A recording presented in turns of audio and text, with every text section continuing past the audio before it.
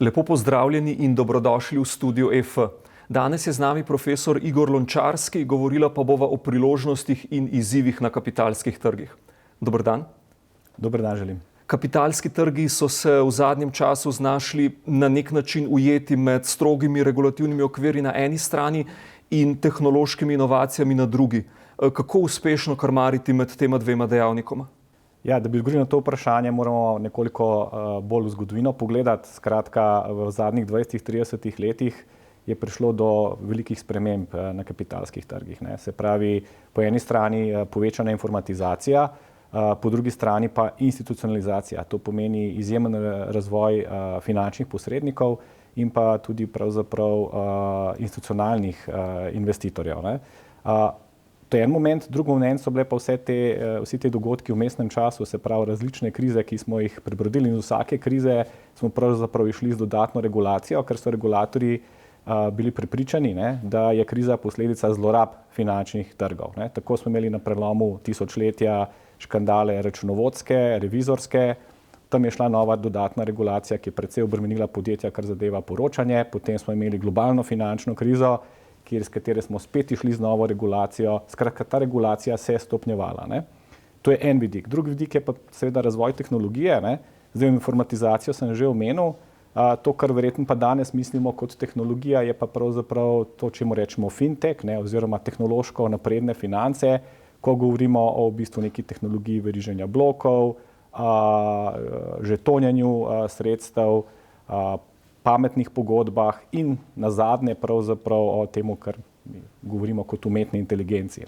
Zdaj moramo razumeti, pri umetni inteligenci gre za to, da pravzaprav je zadaj strojno učenje. To ni neka nova podlaga, kar se je spremenilo, je pravzaprav z vidika strojne opreme procesorska moč, ki je omogočila bolj napredno uporabo strojnega učenja. Tako da, če se vrnem na regulacijo, regulacija na nek način, jaz jo vidim kot poskus regulatorjev zagotavljati zaupanje na finančnih trgih. Ker na finančnih trgih, recimo če se na kapitalske trge, to se pravi lastniške, dolžniške oblike finančnih instrumentov, pravzaprav gre za neke obljube. Se pravi, denar si sposodite in obljubite, da ga boste vrnili. Vložimo denar kupimo delnico podjetja in tam gre za neko obljubo, da bo to podjetje seveda uspešno investiralo in poslovalo.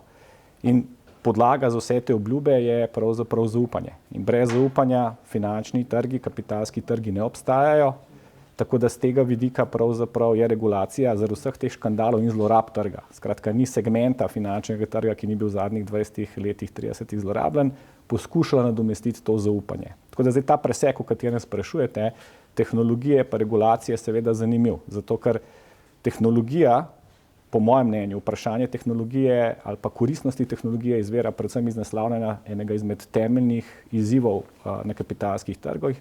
To pa je ravno to zaupanje oziroma vezano na tako imenovano informacijsko asimetrijo in pa s tem povezano moralno tveganje. Tako da tukaj smo trenutno v preseku nekih obljub tehnologije, da lahko naslavlja te izzive in pa seveda te regulacije, ki je tako investitorji kot podjetja dojemajo sedaj že kot čezmerno z tega vidika in precej obremenjujoča.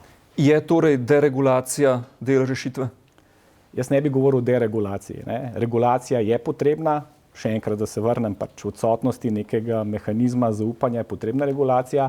Bolj gre za to, da je to neke vrste pametna regulacija. Se pravi, da naslavlja tiste probleme, ki so fundamentalni kapitalskim trgom, ne pa da dodatno, mislimo, da bomo z nekim kljukanjem posameznih elementov, ki jih pregledamo, reševali te probleme. Tako da z tega vidika jaz ne bi govoril o deregulaciji, tudi Evropska komisija, zadnja mantra Evropske komisije seveda je tudi debirokratizacija, kot govorijo, z vidika Draghijevega in Letinega poročila o v bistvu zostajanju Evropske unije, kar zadeva konkurenčnost, in to seveda je tudi nek presek z kapitalskimi trgi, gre za v bistvu bolj neke vrste pametno regulacijo. Omenili ste umetno inteligenco.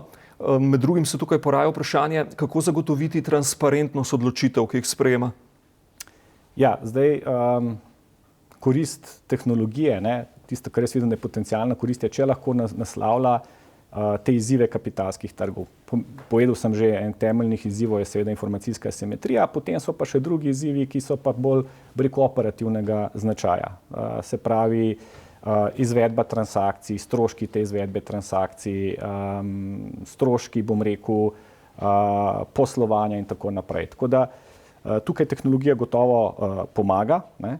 Umetna inteligenca gre pa še en korak naprej, skratka tisto, kar je bilo delo človeka, ne, ali kar je delo posameznika, poskuša pravzaprav nadgraditi s tem, da pač omogoča neko večjo učinkovitost pri tem, hkrati pa tudi zagotavlja neke nove oblike finančnih instrumentov oziroma obstoječe finančne instrumente omogoča, bom rekel, njihovo transformacijo v neke druge oblike. Naprimer, z žetonjenjem, ne, gre za to, da se lahko naložbe pravzaprav razdelijo na manjše dele in so s tem recimo lahko bolj dostopne posameznim investitorjem. Tehnologija veriženja blokov omogoča transakcije v nekem hitrejšem časovnem okviru, brez zamikov, s tem jih poceni, omogoča lahko večjo transparentnost, zmanjšuje lahko tveganje nasprotne stranke, ko gre recimo za poravnavo v času. Lahko se tudi na nek način za to tehnologijo pametnih pogodb, ki je vezana na to tehnologijo veriženja blokov, tudi določene informacijske asimetrije naslavljajo in podobno. Skratka, obljublja lahko zelo veliko, še vedno pa je mogla biti pa podrejena pač neki regulaciji. Še vedno, zakaj? Zato, ker regulacija obstaja tam, kjer v bistvu je osnova za to, da se nek posel izpelje, pa da se posli izpeljejo, osnova je zaupanje. Uveljavile pa so se tudi trajnostne naložbe. Gre pri njih, po vašem mnenju, res za dolgoročno spremembo investicijskih strategij ali vendarle le za nek tržni trend? Ja, zdaj, mogoče glede tega najprej si poglejmo pomen različnih teh vrst naložb. Zdaj, v globalnem pomenu, ne, če gledamo globalno vse kapitalske trge, je približno tržna kapitalizacija lastniških naložb delnic na globalnih trgih nekih recimo 140 tisoč milijard oziroma 140 bilijonov dolarjev. Obveznic nekaj več kot to, ne. To se pravi, če to skupaj seštejemo, smo nekje na 300 bilijonih. Zdaj pa, če gledamo samo kripto naložbe, Bitcoin in podobne, je to nekih 3,5 bilijone. Ne? Trajnostnih naložb je 3 bilijone. Se pravi, red velikosti, če gledamo z tega vidika, kako investitorji to zaznavajo, je bistveno manjši, kot so te tradicionalne klasične naložbe. Mogoče za začetek, da razumemo in pomen, bom rekel, teh nekih kripto naložb, ne, ki so nekako ljudje jemljajo kot za sinonim, bom rekel, tehnološko naprednih financ. Po mojem osebnem mnenju ne gre toliko za te vrste naložb, kot za tehnologijo, ki ima vrednost. In pa seveda na drugi strani vaše vprašanje glede trajnostnih financ oziroma trajnostno usmerjenih naložb. Zdaj, ali je to nek dolgoročni trend ali ne, ne? Seveda veliko, če se vrnem na regulacijo, velik nabor regulacije pravzaprav v zadnjem času izhaja ravno iz teh trajnostnih financ, se pravi skozi finančni sistem, prek bančne regulacije, prek tudi, bom rekel, spodbujanja pokojninskih skladov in zahtev za potem, da bi te investicijski skladi del teh sredstev namenjali v trajnostne poslovne modele oziroma podjetja, ki se bolj trajnostno obnašajo. Se pravi, gotovo gre za nek bolj dolgoročni premik v tej smeri. Po drugi strani je pa tukaj, če se vrnem spet na zlorabe trgov, veliko tega tako imenovanega po angleško greenwashinga, ne, oziroma prikazovanja, da v bistvu si trajen, v resnici pa nisi, ker je težko, in se spet vrne na informacijsko asimetrijo, preverjati, ali to, kar ti trdiš kot podjetje, dejansko drži, ker veliko tega temelji na samoporočanju. Ne. Tako da v bistvu odgovor je po moje nekje vmes. Po eni strani gotovo gre za neke trajne usmeritve na trgih, po drugi strani pa gotovo to, da se podjetja prilagajajo povpraševanju investitorjev. Se pravi, če so investitorji pripravljeni plačati neko premijo za neko točno določeno obliko naložb, ali zgodovinsko imamo probleme konglomeratov. Se pravi, po drugi svetovni vojni so bili pripravljeni investitorji plačati premijo za konglomerate. Zakaj? Ker so diverzificirali njihov portfelj, potem z razvojem finančnih trgov to ni bilo več potrebno, ta premija je zginila. Če želijo podjetja, torej investitorji taka podjetja izplačujejo dividende, so pripravljeni plačati premijo, začnejo podjetja dividende izplačevati in tukaj je lahko podobno. Se pravi, če investitorji povprašujejo po takih naložbah, so pripravljeni plačati premijo, lahko da se določena podjetja seveda temu primerno potem tudi prikazujejo, začnejo tako obnašati. Mogoče še vezano na tehnologijo, priložnosti tehnologije pač omogočajo tudi določene nevarnosti. To mogoče o tem nisva prej, pa nisem dovolj povedal. Skratka, kolikor lahko tehnologija naslavlja, se pravi izzive glede transakcij, hitrosti transakcij in tako naprej, hkrati prinaša tudi neke nove izzive povezane z etičnimi vidiki uporabe tehnologije.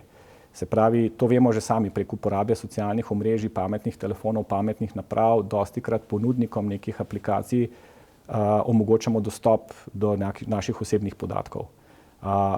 Kar je pomembno tudi na finančnih trgih, vemo, in to je pomemben del financ, je tudi razumeti, kako se investitorji obnašajo v razmerah negotovosti, kjer seveda neke vedenjske pristranskosti in čustva vplivajo na naše odločitve. To pomeni, da lahko tudi tehnologijo zlorabimo v ta namen, da investitorje pravzaprav na nek način usmerijo v določene naložbe, ki jih mogoče sicer za njih niso optimalne ali jih sami ne bi izbirali. Dostikrat je tehnologija črna škatla. Se pravi, ti narediš nek kvantitativni model, na podlagi katerega ponujaš investitorjem neko naložbo. Če tega ne razumeš, oziroma investitorji ne razumejo, pravzaprav so lahko potencialno oškodovani. Tako da tukaj je kar nekaj izzivov, tudi tehnologije, je pa tako, da tehnologija se hitreje razvija kot regulacija. Tako da regulacija šele sledi pravzaprav tem nekim razvojem v tej tehnologiji. Profesor Lončarski, najlepša hvala za ta pogovor. Hvala tudi vam. Hvala tudi vam, spoštovani gledalci. Spremljajte nas še naprej.